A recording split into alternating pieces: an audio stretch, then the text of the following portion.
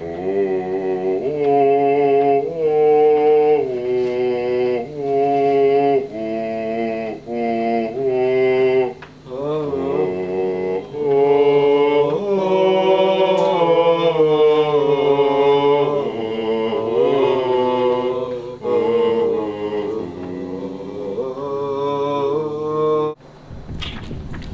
story begins at the wedding of Thetis, a sea nymph, also known as a naiad, and King Peleus. This wedding was of great importance, and all of the gods and goddesses were invited, excluding one, Eris, goddess of chaos and discord. They invite that little whelp of a god Cupid, and not a daughter of Jupiter and Juno herself. Here, that'll teach them. Is this some feeble attempt at a challenge? No, you big oaf, it's just an apple. Ooh, it's golden. Let me see. It's not golden. This is just a Granny Smith, maybe a hybrid of some kind. In Greece, we call these good and delicious. Always with the Greeks with you, isn't it? Go Greek. It's sea people. To the eyes of the gods, it was a simple apple, but to the goddesses, it was pure gold, and inscribed with the words, "For the fairest." Always with the Greeks with you. Jupiter, which of us is the fairest? What? Oh well, there's so many of you.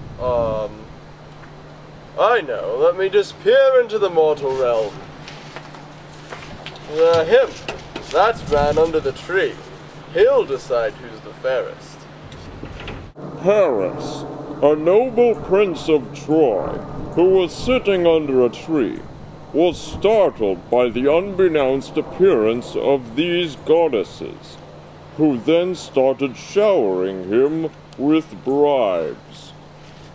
I am Minerva, the goddess of war. I will give you the power to control all Greece under your iron thumb.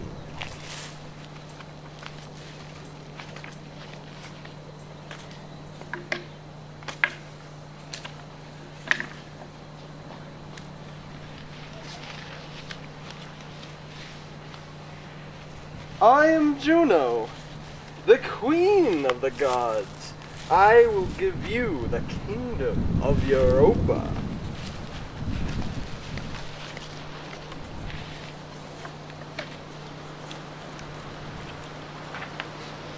And I am Venus, goddess of love and beauty.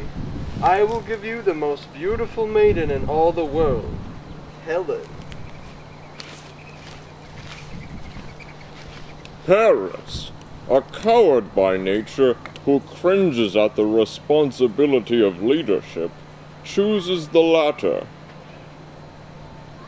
I choose Helen. And take her he did, straight from the arms of the king of Sparta, Menelaus, brother of the king of Greece, Agamemnon, starting a full-scale war between Troy and Greece. In Olympus, the gods debated over who they would side with in the fight. As the goddess of love and beauty, I must not let Paris fall. I have to support Troy in this battle. I support the pretty one. We get to kill people, right? Juno and Minerva sided with the Greeks, along with Neptune, while Apollo and his sister Diana sided with the Trojans. Many great heroes joined the Greeks, though some did so reluctantly. Ulysses, the king of Ithaca, was a shrewd and sensible man, and saw no reason to wage war for the loss of a single woman. So he feigned insanity. Unfortunately for him, The messenger sent to requisition him was also shrewd, and made Ulysses show his wits, and seeing him in sound mind, brought him into the Trojan War. I am the messenger. You're insane. I'm Ulysses. I don't know what battle is. Oh dear. Hades, I'm Ajax. Ah! and the 1,000 ships worth of fighting men, though the Trojans had the greatest city in the lands, and its own army, along with Hector, the greatest of the fighting Trojans, who was certain in his heart that he would perish in the war, as so many other men would. Achilles, son of Peleus and Thetis, was doomed to die in war, so Thetis hid him in disguise, but he was soon found by Odysseus, and all too readily joined the fight.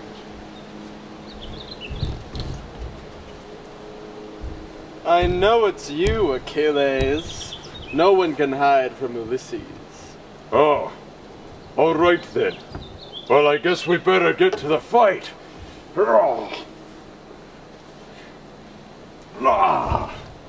Yes, let's. The Trojan War raged on for 9 years, without any serious gain or loss being held.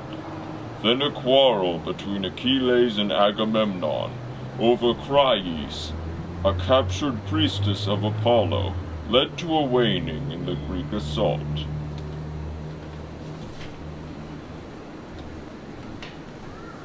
The gods won't take kindly to this. She's a priestess of Apollo. We have to let her go. This is a matter of honor, and it's a matter of war. We can't just let her go. The priestess prayed, and the luminous Phobos Apollo shot fiery arrows at the Greeks, causing ravaging sickness.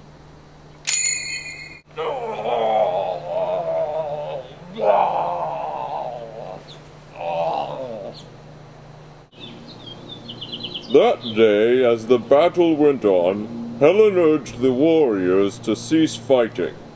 The entranced warriors marveled at her beauty, and agreed on what should be done to settle the dispute. Let's make Paris and Menelaus fight each other to settle their quarrel over Helen. Zeus was more than willing to favor the Trojans, and sent a dream message to Agamemnon to leave for battle without Achilles, though Agamemnon was a weaker warrior, and less favored by the men.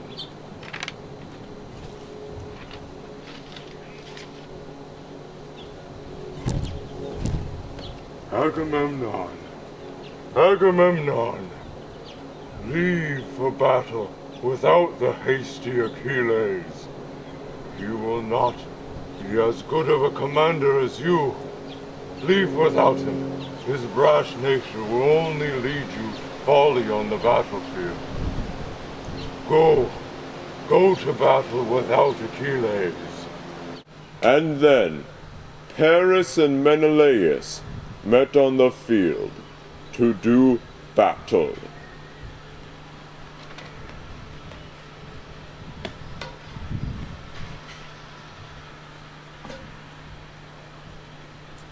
Mars favors Menelaus, but the pathetic Prince Paris must die. No, he got away. Where are you?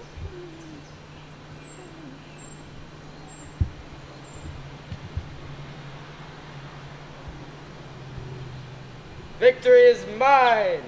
Helen is to be brought back to Greece. But Juno was quick to return the masses to war. Surely brave Pandarus won't let the patheticness and ineptitude of his timid Prince Paris prevent him from engaging the war with the Greeks on full. Ever! Charge the Trojan line!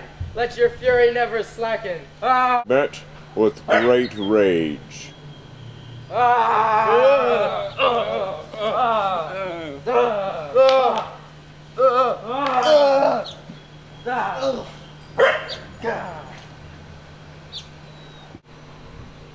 On the Greek side, with Achilles gone, the greatest heroes were Ajax and Diomedes.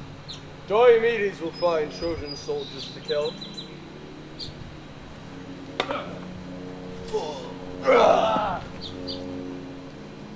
As Diomedes worked havoc in the Trojan ranks, he came face to face with Hector. Hector! And there, to his dismay, he saw Mars too. With Mars behind him. At the sight, he ordered the Greeks to fall back. Fall back, men! Then Juno was angry. She asked permission of Zeus, who held no real love for Mars, to drive the bane of men from the battlefield, which was granted. Juno rushed to Diomedes to urge him to smite the terrible god and have no fear. Juno! Go kill him. I will kill him, and I will feel no fear. Mars and hurled his spear. Minerva drove it home. The war god bellowed a loud cry, as if 10,000 men in battle, and fled up to Mount Olympus. Zeus then ordered the immortals to stay in Olympus, and let him alone decide the fate of the battle, which favored towards the Trojans.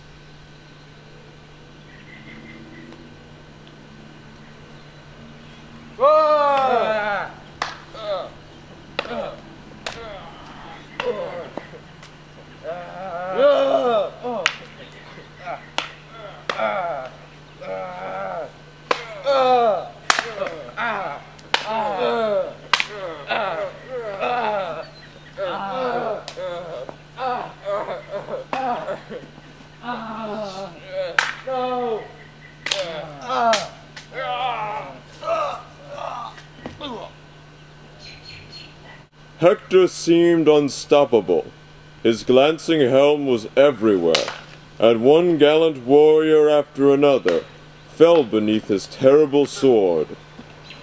When evening had ended the battle, the Trojans had driven the Greeks back, almost to their ships. They've beaten us back! We can't let them take the ships!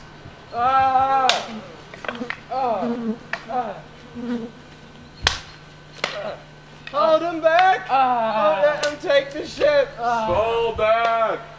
Fall back! Retreat! No! Nestor, the wisest of the Greeks and oldest, gave advice to Agamemnon.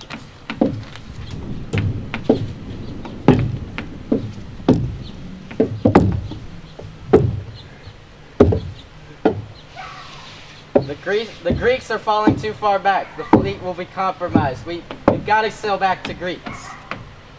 You should not have angered Achilles. We would not have been so easily defeated.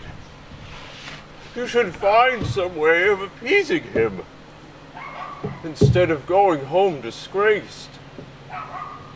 Yeah, let's do that. Right. It's good to see you, Patroclus. It's good to see you too. It's been a while. Yes, it has. Patroclus and Achilles. It's me, Ulysses. I've come to tell you that Agamemnon wants you back and is offering splendid gifts if you were to return. I refuse absolutely. Not all the treasures in Egypt can buy me back. I'm sailing home back. to Greece. You should come too, Ulysses. The next day in battle, the Trojans had a great advantage.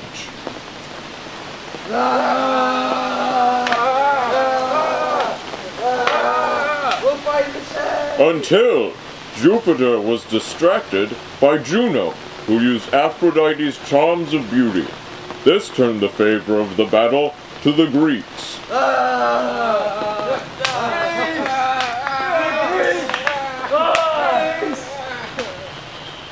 After a fight with Ajax, Hector was hurled to the ground.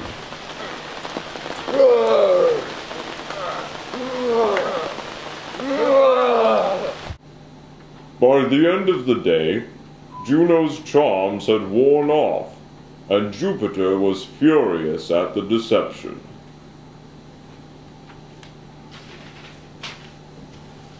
Who has allowed the Trojans to lose ground? It's all Neptune's fault. Go Greeks! Neptune, keep your fanaticism to yourself.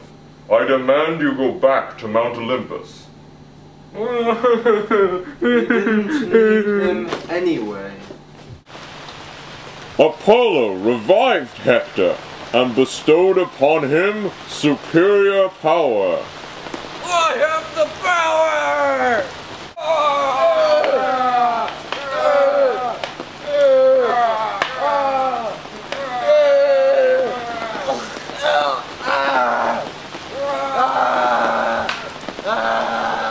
The Trojans pushed almost near enough to ignite the Greek ships.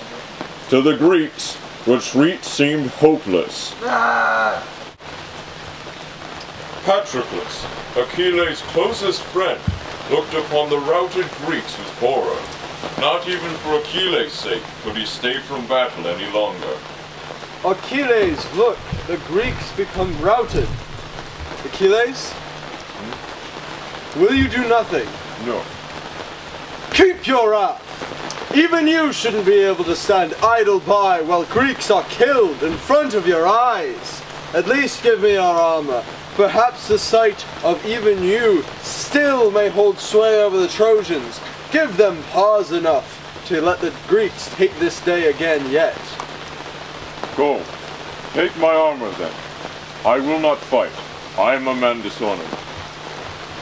For I will not fight for those who have disgraced me. Patroclus fought gloriously against the Trojans, and they wavered. Patroclus!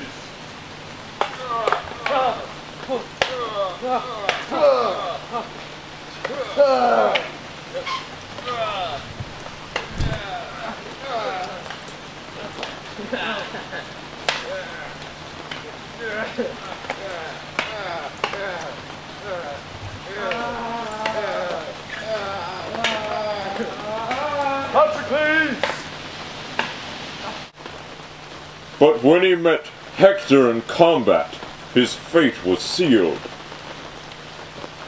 Achilles, be with me.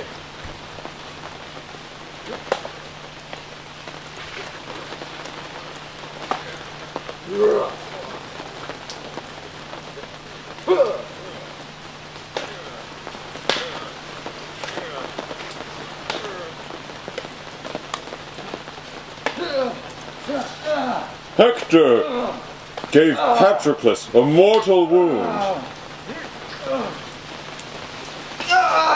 and his soul fled from this world. Achilles!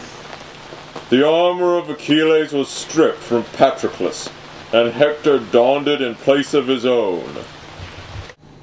Messenger from the front! Messenger from the front!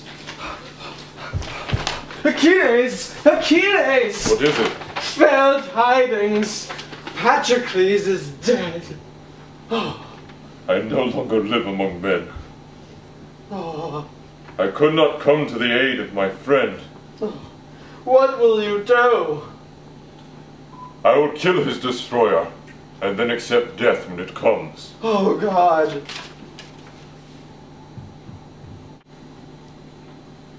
Thetis pleaded with the gods to prevent Achilles' death, but while they made no assurances, they bestowed upon Achilles armaments made by Vulcan.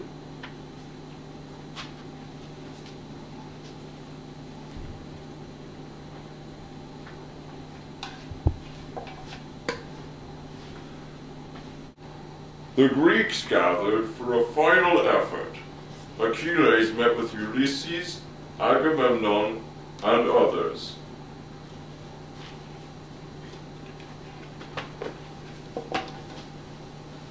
Achilles! Ah, Vulcan arms. Surely the tides will change for the Greeks. This is very, very good. As the commander I am Ulysses, I will make sure you're on the front lines. We can turn this battle in our favor. I am ashamed of all of you. I now need to accept the folly of my own for placing the value of a mere girl above that of a nation. I will lead the assault. This is good, Achilles. You're doing good work. Achilles found Hector on the battlefront. This would be the last fight between the two champions, as all the immortals knew. The Trojans had been driven to the Scyene gates, and the only one standing immovable was Hector. Achilles, glorious as the sun when it rises, approached. I kill you! I will take your body back to your friends if you do the same for me! Madman, there are no covenants between sheep and wolves, nor between you or I.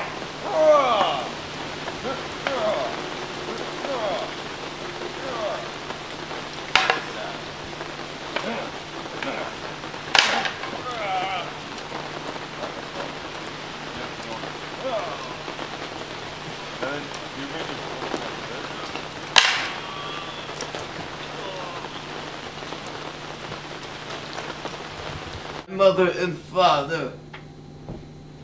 No prayers from you to me, you dog. I would that I could devour your flesh for the evil you've brought upon me.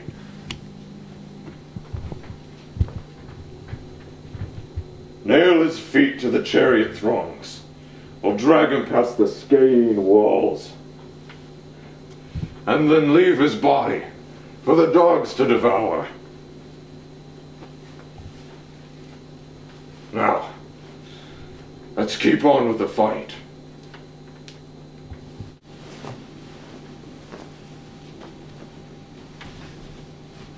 I am Priam, Hector's father. I'm here to ransom the body. Remember, Achilles, your own father who loves his son, for what I have to endure, what no man should have to. And now I stretch my hand to the slayer of my son.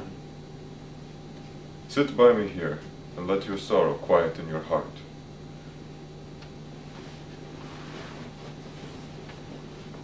Evil is the lot of all men, but to get up, you must have courage. I will anoint Hector's body, and for however long you wish to keep your funeral, I will stay the Greeks from battle. For 9 days the Trojans lamented him. Then they laid him on a lofty pyre and set fire to it. When all was burned, they quenched the flames with wine and gathered the bones into a golden urn, shrouding them in soft purple. They set the urn in a hollow grave and piled great stones over it. This was the funeral of Hector, tamer of horses, and with it the Iliad ends.